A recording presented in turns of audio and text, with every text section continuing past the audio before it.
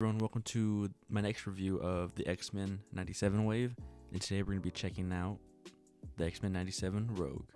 So the box art is the same as all the other figures. We have a great picture of Rogue, the X-Men 97 wave, the picture of, I guess, all the other figures, and on the back we have a picture of the figure itself, and then what comes in the rest of the wave. Alright, so here we have Rogue, and honestly this is a pretty good figure. It is, for the most part, just a reissue of the previous X-Men Retro Wave Rogue. Only difference is the jacket. I'm pretty sure it's a little bit different. Obviously the color is, and then the new head sculpt. Also the legs are also new. Just take a quick look at this head sculpt, and I do think this is a great animated look for Rogue. The head sculpt is nice. It's clean. There's no real paint defects or anything like that. The hair looks nice. It's I think two pieces. They're two separate pieces that get both like her hair colors, which I think is really cool. This is cast in a yellow plastic, and then on the sides it's painted green. But here the torso is green, and then I guess the rest of the yellow is painted, so it kind of doesn't really match. If you guys can see, has a slight different tint to it, so that's something to look out for if you really care about like how the paint looks. Again, this is pretty similar to the previous Rogue.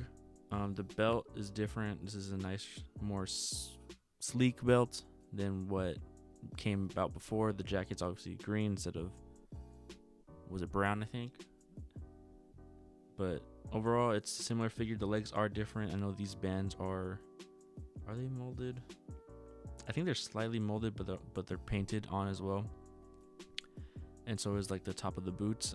Unlike the previous figure, had these like loose, and so they were able to move around a lot. But I think these are definitely better.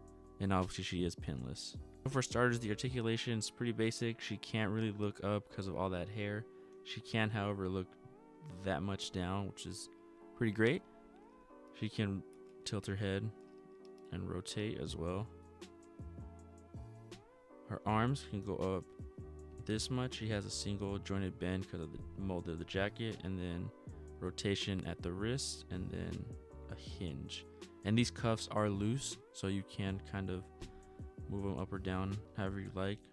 And then of course she does have rotation at the elbow. She can't really pivot all that well. She can go back about this much, which is good. Doesn't have much of an ab crunch, and then she can rotate. She can kick out about this much, kick forward this much, and then she is pinless with double bend at the knee.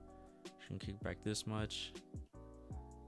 Thigh rotation that does break up like the sculpt or the paint.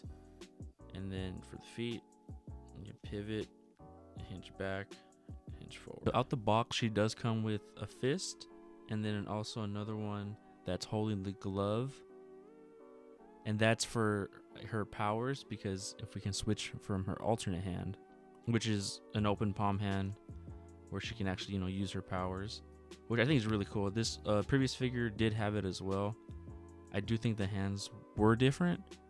These are like the ones you see for every female Marvel Legends figure that has like some magic effect or some type of thing. They always use his hand for whatever reason, but I do think this is a good addition.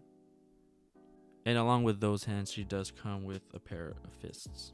For some comparisons, here's Rogue next to the previously reviewed Magneto, next to the Scarlet Witch, and you can see they do have that same hand. There she is next to the Retro Wave Storm, and it's pretty much the same as this 97 Wave Storm, but we'll get to that review later on. There she is next to Gambit, and I do think these two look great together. And lastly, here she is next to an Avenger, Black Widow. Now overall, this figure doesn't come with too much accessories. I think that's just the standard for this entire wave, which kind of sucks since it is that $25 price point and doesn't even come with a Build-A-Figure. But that's not neither here nor there. Do I recommend this figure? Of course I do. The previous Rogue is double its original price if you're lucky. I have seen it for like $50. And I was going to pick it up, but I did hold off just to see if I was going to enjoy this figure. And overall, I do think I do.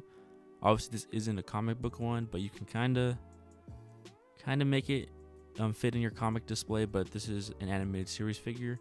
But I do think it gets the job done. It's a great figure. Only really lacking in a couple stuff like in accessories and maybe the articulation, but you can't really change that. Overall, I do recommend this figure if you don't have a Rogue, or if you want to complete this wave. This is one that I feel like you would enjoy just to have displayed on your shelf. But let me know what you guys think. Are you gonna pick them up? Have you already picked them up? I know they're already available. Let me know in the comments your thoughts, and I'll see you in the next one. Peace out.